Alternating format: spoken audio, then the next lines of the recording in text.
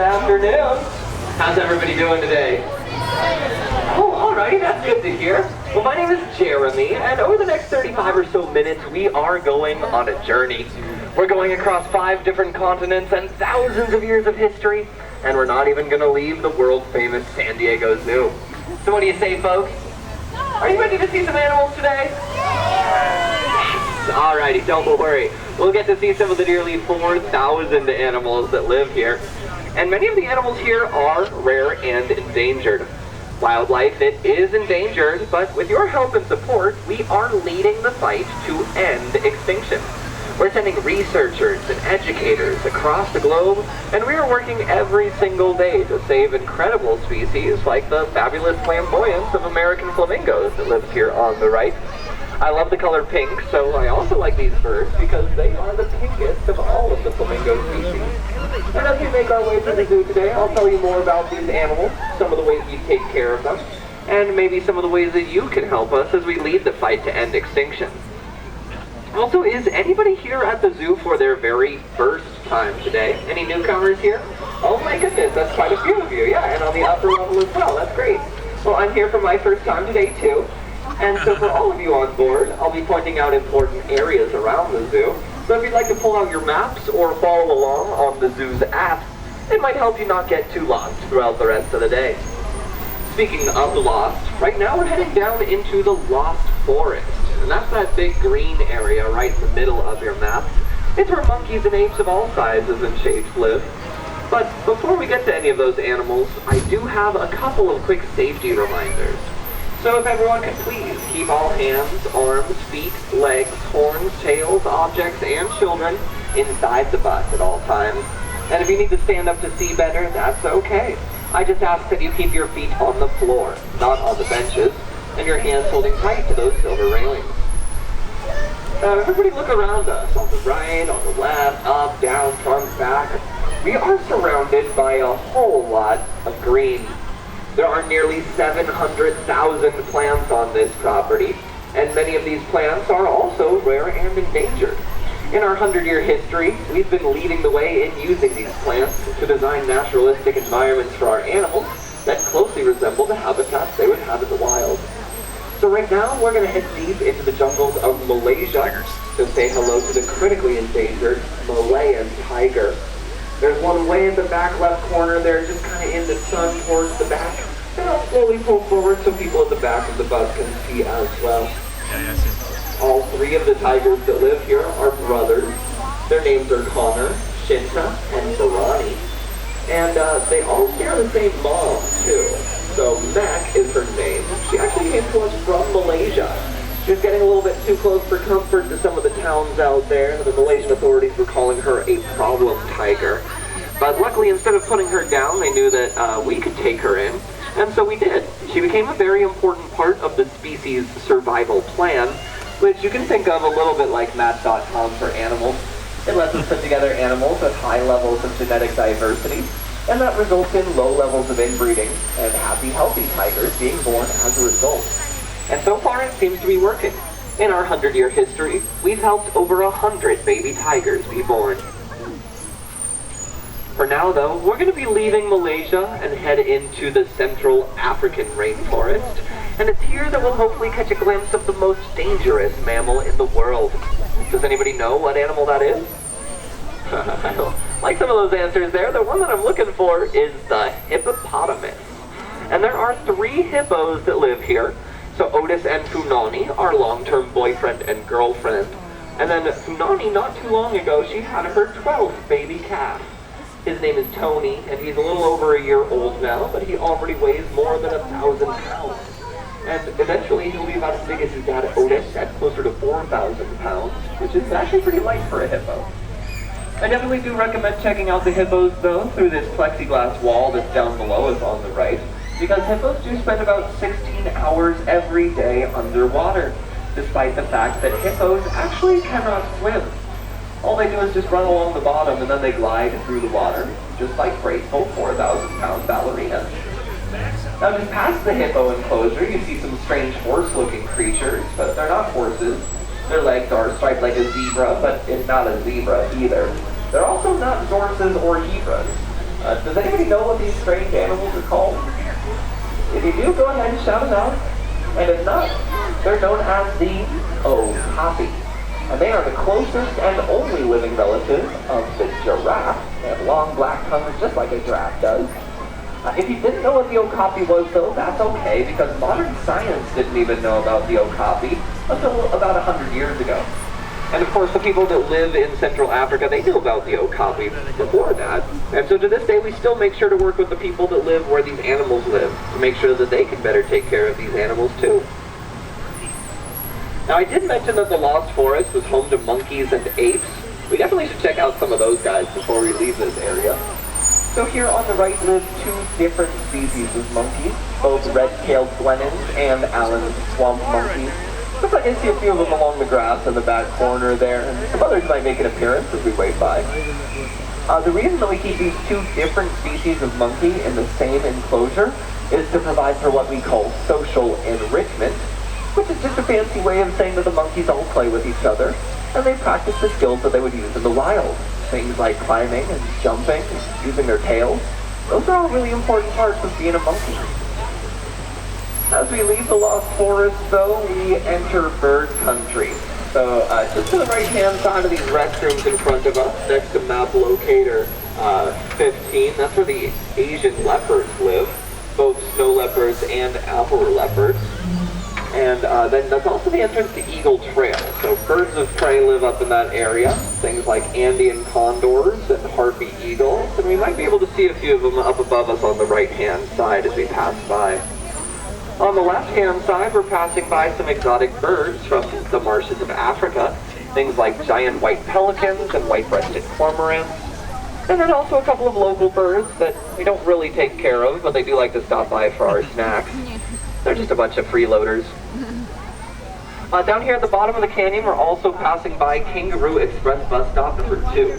The Kangaroo Express bus is our transport bus system here, and it takes you to one of 4 different stops around the zoo. I'll point them out to you during the tour, but it's just kind of like a city bus. You can hop on or off of the bus at any one of those 4 locations just by showing your ticket. It does save you a lot of walking throughout the day too, because there's a very big zoo here with a lot of animals to see and a lot of hills to climb. So definitely do your legs a favor and use those kangaroo buses to your advantage. Speaking of hills though, we're going to start climbing up Polar Hill now. And before we get to anything too polar, let's see if first we can find some western tufted deer from southwest China. They also live just up ahead here on the hillside to the left. Also to the left, though, we'll be passing by a freeway, the 163. And if you follow this freeway up about 30 miles north, you'll actually reach our sister park, the San Diego Zoo Safari Park, which is nearly 20 times the size of the zoo. It's enormous. And so there we have enough space to have herds of zebras and rhinos and giraffes that all roam freely together, just like they would in the savannas of Africa. That's also where things like the Institute for Conservation Research are located, where scientists are working to save endangered species right now. Species like, let's see what we can find here on the right-hand side. It's always an adventure.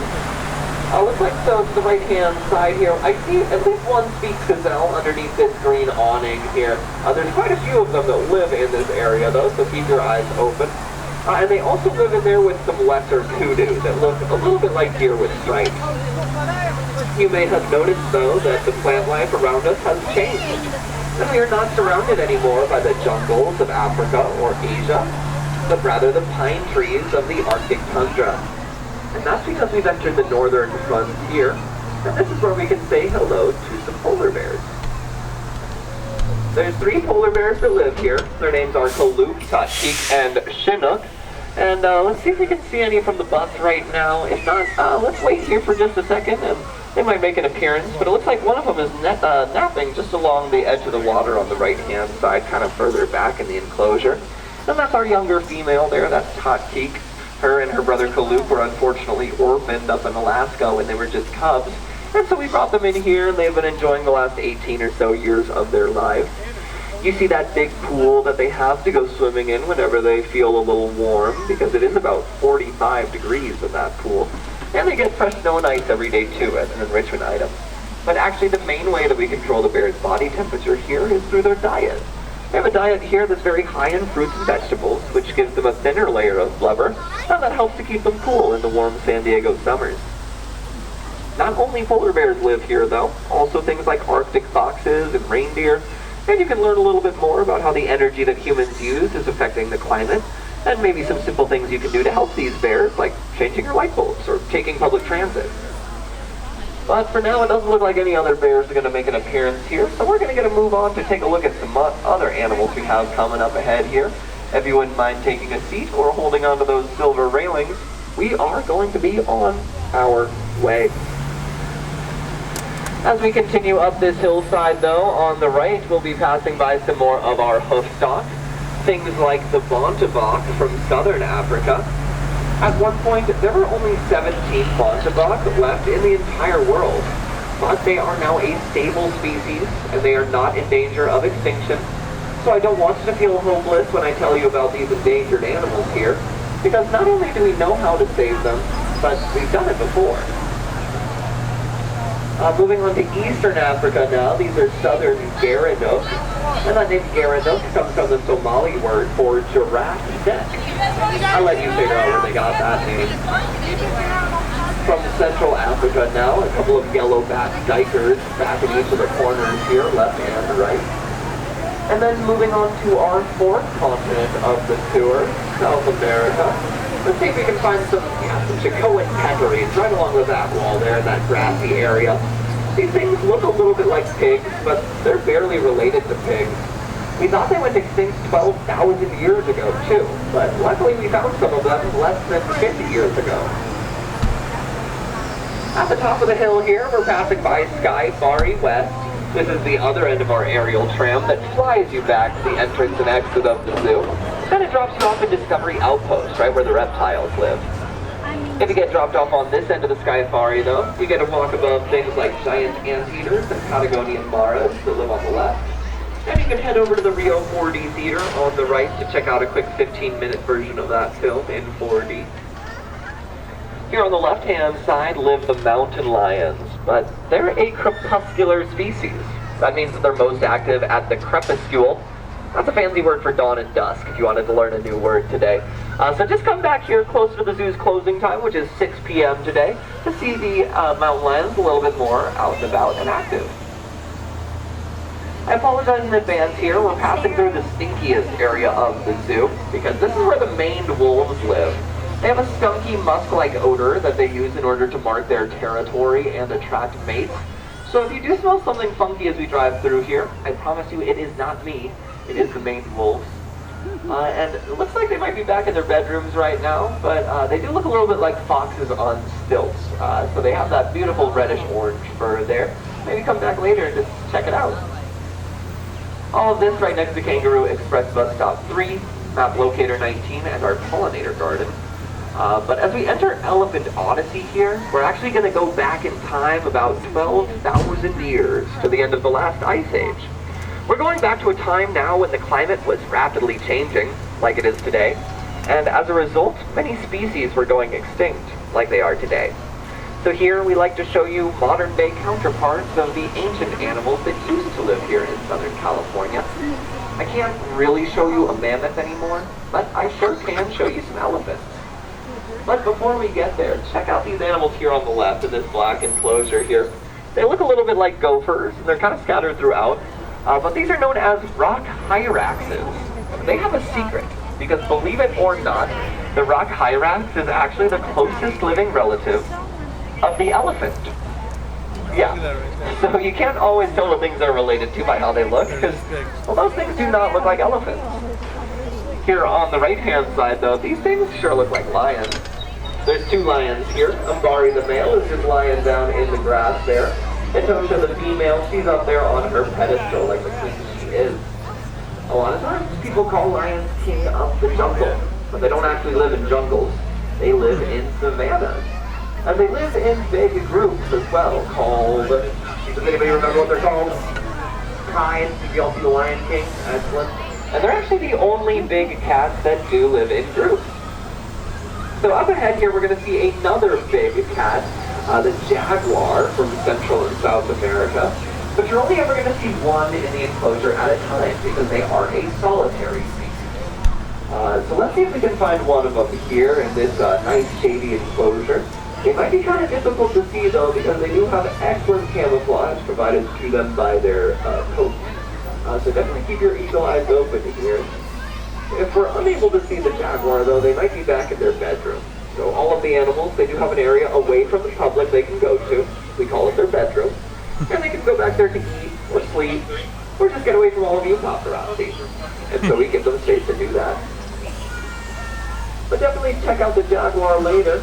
And for now, we're going to see if we can find some more Central and South American animals here on the right. Things like capybaras, maybe, which are the largest rodents in the world. So I really like them. They remind me of my hamster at home, but the size of a dog instead. Also here, though, I do see a bunch of guanaco. These things look like llamas. They are related to llamas, and they can spit like llamas do. There is also one real llama in here to help you see the difference between llamas and guanaco. So see if you can spot him. He's the one with the spots. Of course, Elephant Odyssey wouldn't really be much of Elephant Odyssey if there were no elephants here, right?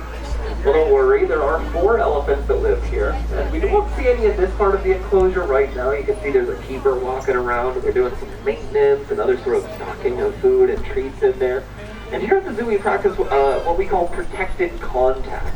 It basically just means that there's always some sort of a barrier between our large animals and our keepers, and that helps to keep both the keepers and the animals safe. And we actually advocated for protected contact to become a requirement of all of the AZA accredited zoos like us, and today it is indeed required. But don't worry, we will get to see some elephants here. They have a big 2.5-acre exhibit to roam around on, so even though there aren't any in this part of the enclosure, we'll see some later on. Right now, though, we're passing by our Elephant Care Center. This big building here on the right is a state-of-the-art medical center built about a decade ago. But in the years since, it has become a blueprint for other elephant care centers around the world as we lead the fight to end extinction. The elephants, they get to come in here pretty much every single day for a medical checkup, and then they also come in about once a week for a pedicure. So it's kind of a day spa too, again. This back area here is where the keepers interact with the elephants. These are not cages though. The elephants are not forced into these areas. They always come in because they want to. And I would want to as well if I got treats and pedicures every time I walked inside. There's even a little waiting area over here where the elephants can let us know that they want to come inside. And once again, this is all protected contact, so making sure that there's a barrier in between us and the elephants. Now, before we get back to any other elephants here, first let's say hello to Stella. She's our beautiful secretary bird down here in the front right-hand corner. And she's a beautiful secretary bird. We don't really know where that name secretary came from, but there are some good guesses. My favorite is that it's from an Arabic phrase, meaning snake hunter. Because that's exactly what Stella does. She can use her long legs and talons to run after those snakes. She doesn't fly or she can fly, but she doesn't really choose to. Instead, she runs after those snakes. She can actually eat some of the most poisonous snakes in the world, including the black mamba. Stella is a modern-day equivalent of a bird that used to live here in Southern California, the Daggett's eagle. And there's a life-size statue of that bird down below us on the walkway to your right. Yes, indeed, it is a life-size statue. And yes, there is a kid on it right now, which is absolutely terrifying to me. So we're going to keep on making our way through this big 2.5-acre exhibit here and say hello to Mary and Shaba up ahead here. Looks like we already might have passed by Debbie and Shaba, but you can hang out with them later. So up ahead here, Mary and Shaba, they're actually 2 different species of elephant. We have both African elephants and Asian elephants that live here. So Mary, who is not giving us the most flattering view right now, she's one of our Asian elephants here. And then Shaba, just past her kind of behind the rock right now, she's one of our African elephants. Does anybody know how you can tell the difference between these 2 species of elephant? There's a few different ways. Okay, yeah, so one of them is definitely their ears. You can take a look at those big things. They're much larger on the African elephant, and they're kind of shaped like the continent of Africa. And then on the Asian elephants, they're a little bit smaller and shaped a little bit like the country of India. Maybe that's just me. Really everything though about African elephants is bigger than Asian elephants. So Tembo in the back there, she weighs, or sorry, that's Shaba in the back. She weighs about 8,500 pounds, whereas Mary, she is just a petite 6,000 pounds. Some other differences though, you'll notice that Mary, she doesn't really have tusks. Well, she does actually have tusks. They're just very itty bitty. They're tucked way up in her mouth, and so if she opened up her mouth really wide, we'd be able to see them. But that's a good way to tell the difference here at the zoo at least. Because all of our elephants are girls here, the ones that have visible tusks are going to be African elephants, and the ones that don't have visible tusks are Asian elephants. Yeah, if you want to spend some more time with the elephants though, head over to the Brown Umbrellas later today. That's the Saber-Tooth Grill. So it's a great place to hang out and eat right next to the elephants. There's farm fresh California produce available there, as well as some vegan and vegetarian options. And all of those are great ways that you can help protect the animals that we've been seeing here today, like the elephants. Because when you do things like eat less meat, eat locally, eat with the seasons, you're actually using less resources. And then those resources can be used to help protect the animals that need those resources, like the elephants. Now, we might be done with the elephants, but we're not through with Elephant Odyssey yet. There's still a few more animals here I'd like to check out. Things like dromedary camels on the right-hand side. These camels have just the one hump, like the letter D. They're native to North Africa and the Middle East. But there's also Bactrian camels that have two humps, like the letter B, and they're native to Central Asia. If anybody does see a three-humped camel, though, that one is probably just pregnant. And then at the very end of Elephant Odyssey here, live my favorite birds ever. These are the beautiful California condors. And don't you dare tell these handsome birds that they are not beautiful.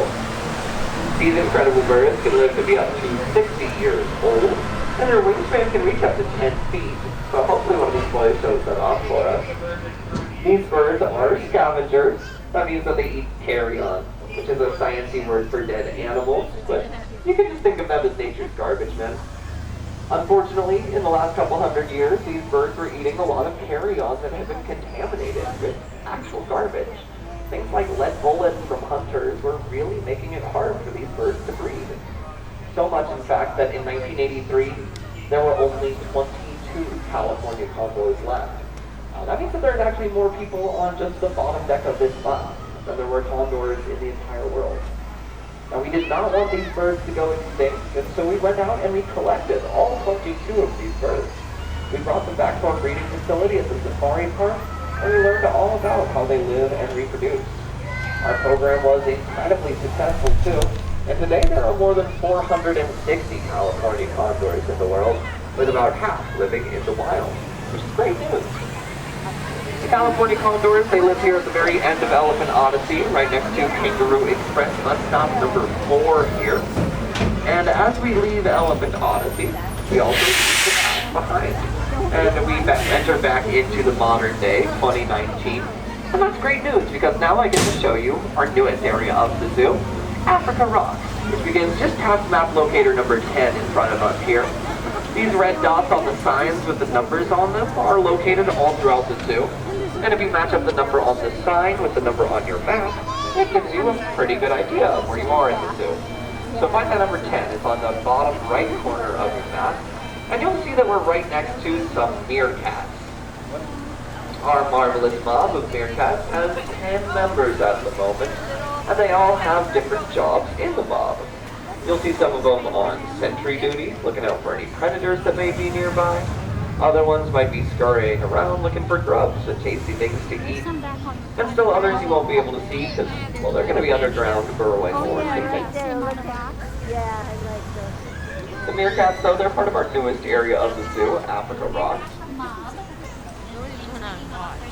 And in Africa Rocks, we take a look at 6 different ecosystems from the African continent. So not just the jungles or the savannas that you might be familiar with, but ecosystems like the Kobe, which are characterized by rocky outcroppings in the savanna, and are home to birds like the trumpeter hornbills there on the right. And actually a whole lot of species live in the Kobe, because if you're a predator species, it means that there's lots of great lookout spots for you to try and find your next meal. And if you're a prey species, it means that there's lots of great nooks and crannies for you to hide in, to try to avoid being the next meal of the predator. Now that was just a tiny sneak preview of Africa Rocks, and we'll head back into this area later on in the tour. Along the road here on the right, we're looking at our African garden, where you can see plants from all across the continent of Africa, including rare and endangered plants, and then one plant that is actually extinct in the wild. So we don't only care about animals here, but also many different plants. And if you want to do a little bit more to help protect the plants and animals we've been seeing here, you can always join our Wildlife Conservancy. We sponsor over 160 different conservation projects in over 70 countries around the world. And our staff are working every day out in the field to save some of your favorite endangered species. So by donating and joining, you can help us as we lead the fight to end extinction, and you all can be heroes for wildlife.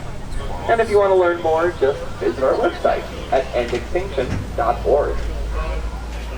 Right now, though, we're passing through Beeler Plaza, an important intersection. Off to the right-hand side, that's the urban jungle where animals like giraffes and cheetahs live. You can also hop on the Kangaroo Express bus stop at stop number 1 there after the tour. Sydney's Grill here on the right is a great place to grab some food if you're feeling hungry. And then Sydney's Shop on the left is a great place to pick up some souvenirs on your way out. We are a non-profit organization too, so every dollar you spend here goes right back towards saving animals, both here and around the world. So both we and the animals thank you. For now though, we're going to head down into Center Street here. I told you there were a lot of hills at the zoo. And this is where our bears are the stars. Our first bear of Center Street is the ever-elusive Francis. He's a Bornean sun bear. And it looks like he's just napping in his hay in the cave in the back left corner here. You can see just his black fur there. Now he is very, very small, but he is not a baby. He is fully grown. This is the smallest of all of the bear species, as well as the most endangered. Even more endangered than the giant panda. Now, more than just bears live here on Center Street. Let's see if we can find just a little spot of our snow leopards that live here on the right. Looks like they may be back in their bedrooms right now, though, but definitely come back later to say hello to Ramil and Penny. Now from Eastern Africa, we got some African Koalas otters that live here on the right. Looks like he might be down in the water right now. A lot of times he's back in the sandy area, though. He likes to roll around in that sand, and that helps him to spread the oil throughout his fur. That helps him to stay waterproof, which is pretty important for an otter. Looks like he might be heading out of the water and up into the sand right now, but it looks like he's probably munching on some tasty snacks on his way up there. These otters, they do depend on permanent water in Africa, where they're from, so temporary water or water sources that are under threat are just not good enough of a habitat for these animals. And so we need to protect those animals and help people in Africa protect them as well by doing things like conserving water. Now here, a little bit closer to North America, let's say hello to these North American grizzly bears. Scout and Montana are their names. They come from just outside of Yellowstone National Park. So their mom was teaching them that a really great place to get food is from campsites, which is not really a behavior that we like to see from bears in the wild. But by bringing them here, we've been able to give them a more naturalistic environment, and they can use natural bear behaviors we like to see from our bears, like scavenging for the food that we provide them, sleeping, rolling around in the dirt, swimming, all that good stuff. If anybody's looked at the California flag recently, they know that there's a grizzly bear on our flag, but that's a different subspecies. The California grizzly bear was actually much larger than the North American grizzly bears here. Notice though that I said was, because these California grizzly bears are not around anymore. They unfortunately went extinct back in 1924. But here at the zoo we are ending extinction, and we're making sure that nothing like that ever happens again. And so we're working with dozens of local species that live right here in our backyard to make sure that the animals that live here can continue to do so for generations to come. Our last bear of the tour is the Andean bear. They come from the Andes Mountains of South America, just like Paddington Bear does. And they are arboreal bears, or tree-dwelling bears, as all but here on the right is showing off so expertly for us. They don't just climb trees, they will actually make nests and they'll sleep in the trees, just like a bird would. So we make sure to give them lots of space to climb around and use all of those natural bear behaviors, because animal welfare is our #1 priority here. And we're always looking for new ways to improve on how we take care of these animals. And of course we share those best practices with other zoos, so that they can better take care of their animals too. Up ahead here we might be able to see Turbo, Alwa's boyfriend. And they are indeed put together through the species survival plan, that map.com for animals that I mentioned earlier. And we put Turbo and Alwa together because they have very high levels of genetic diversity, which results in low levels of inbreeding and happy, healthy bears being born as a result. And take a close look at Turbo's face here. You'll see why this species also has another name. They have those lighter colored rings of fur around their eyes that kind of make it look like they're wearing glasses. So they're also known as spectacled bears. So I kind of like these bears as a glasses wearer myself. And now we're going to pass through one of the oldest areas of the zoo, built back during the Great Depression.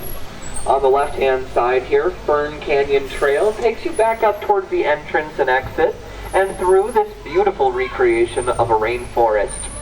We care a lot about the rainforest here, and not just because it's beautiful, and not just because it covers 40% of the Earth's oxygen production, but because rainforests are home to so many species. About half of all of the plants and animals that live on land live in the rainforest. And that's a lot of plants and animals. And rainforests do not cover that much area. Only about 6% of the world is covered in rainforest. And that percentage is shrinking too. Every day about 80,000 football fields worth of the rainforest are cut down. And so our staff are out in the field in South America, Africa, and Asia working to save these critically important ecosystems. Up above us on the left here, if you like birds, you should definitely check out Owen's Aviary. It's one of the largest outdoor aviaries in the world. If anybody on board likes movies, you might also want to check it out because it's been in several movies, including Citizen Kane, one of my favorites. On the right-hand side, though, check out Gabby. She's one of our red-cheeked gibbons. She's way up there at the top of the corner in the sun there. Chew, the male, is probably not too far behind, so I'll keep my eyes open for him. He might be around this corner here. These are Asian species, though, so this is all part of Asian Passage here. And Asian Passage does continue down this pathway to the left, past map locator 13. That takes you into Panda Canyon, where the pandas live, both giant pandas and red pandas. Right now we're passing by Wame Cafe, which is named after the first panda cub that was born here nearly 20 years ago. Wame has since gone back to China to take part in the government's breeding program there, but we are proud to be one of only 4 zoos in the US with giant pandas. As I mentioned earlier on though, we're now going to head back into Africa Rocks and check out a few more habitats, starting off with Cape Fynbos, South Africa, which has a similar Mediterranean climate to us here in San Diego, and is home to the African penguin, one of only 4 species of penguin that lives in warm water ecosystems. And here they have a 200,000-gallon aquarium that they share with leopard sharks. But it looks like right now most of them are up on the nesting beach area. And the nesting beach is very important because a lack of nesting territory is part of the reason why this species became endangered. They make their nests in guano, which is a fancy word for bird poop. And unfortunately, humans used to harvest that guano to use as fertilizer, which meant that these birds did not have anywhere left to build their nests. Luckily, the international community came together and made harvesting that guano illegal, and the penguins' numbers have begun to improve. So proof that we can do things to help out these species. And if we want to do more to help protect all penguin species, you can do simple things like choosing sustainable seafood. Up ahead here on the left, Rainy Waterfall. It's the tallest man-made waterfall in San Diego County, and it's a great entrance into the Madagascar forest part of Africa Rocks. Madagascar is home to species that are found nowhere else on Earth, like lemurs. There's actually about 100 different species of lemur that live in Madagascar, and there's 5 that live here at the zoo, so you might have to come back this way later to see if you can find all 5 of those species. In the acacia woodlands part of Africa Rocks, You can see things like the spiny acacia trees that make up this habitat. There's also a couple of vervet monkeys down below in the tree there. They're very social primates. So you'll see them hanging out with each other and hooping and hollering and playing and grooming and doing all of those other things that monkeys love to do together. There's also a couple of leopards that live in this area, including a baby leopard. His name is Charlie. And then we've given Charlie an older mentor leopard as well to teach him all of those leopardy things that he'll need to know as he grows up. Past the leopards, that's where the Ethiopian highlands begin. And I definitely do recommend heading back to Africa Rocks later to check out things that we could not see from the bus. But for now, we're going to head down under to Australia and check out the koalas here on the right. This is our fifth and final continent of the tour. And we actually have the largest colony of koalas anywhere in the world outside of Australia, where they're native to. So right now we're passing by these boys, which are a little territorial. And so they each get their own bachelor pad here. They each get their own tree, their own eucalyptus. And that's all these animals eat too, is eucalyptus. They're among the very few animals in the world that can eat it, because eucalyptus is actually very toxic. And so these animals need some way to process those toxins they eat throughout the day. Koalas, they do have special microbes in their gut that let them do that. But in order for those microbes to work properly, the koalas need to sleep. A lot. So you can actually see koalas sleeping anywhere from 18 to 22 hours every single day. If you see one of them awake, you have to consider yourself quite lucky. And I don't know, maybe buy a lottery ticket or something later. On the head here, this is where the female koalas live. And they're less territorial than the boys, so they all live together, along with the baby joeys and some wallabies too. A lot of times, people call koalas bears, but they're not actually bears. They don't have the right qualifications. They are marsupials, just like a kangaroo, and that means that, among other things, they have a pouch and a very short gestation period. Koalas are only pregnant for about 35 days before they give birth. And if everyone wants to take a look at their pinky finger right now, take a look at that first bit from the tip of your pinky to that first knuckle. That is about how big a baby koala is when it's first born. It comes out looking like a little pink jelly bean, and it's not until it spends the next 6 or 7 months developing in its mother's pouch that it turns into that fuzzy, gray, and adorable thing that we all know and love. Unfortunately though, folks, we are reaching the end of our tour. We've visited the past, we've seen the present, and now I want us to think about the future. I want you to think about maybe just one species, whether you saw it on this tour or whether you learned about it for the very first time today. Maybe it's your favorite species. And I want you to think about maybe just one small thing that you can do when you leave the zoo to help protect that species. Because that's what we do here every single day, folks. We are working to protect these species for both future generations and the planet. But ending extinction is not very easy, folks. We need to work together. And luckily, you're already helping us just by being here today, so thank you very much for that. Honestly, what we do here would not be possible without your generous support. So once again, thank you. My name is Jeremy, and it has been an absolute pleasure being your tour guide here. I hope that you have a wonderful rest of your day at the zoo here, learning about these animals and things that we can do to save them. And then, of course, we hope that you come back to visit us again soon, because we really love when you do that. And, well, I really like you folks, too. So, I think that's about all I have for you here, folks. Hope you have a great rest of your day, and ta-ta for now.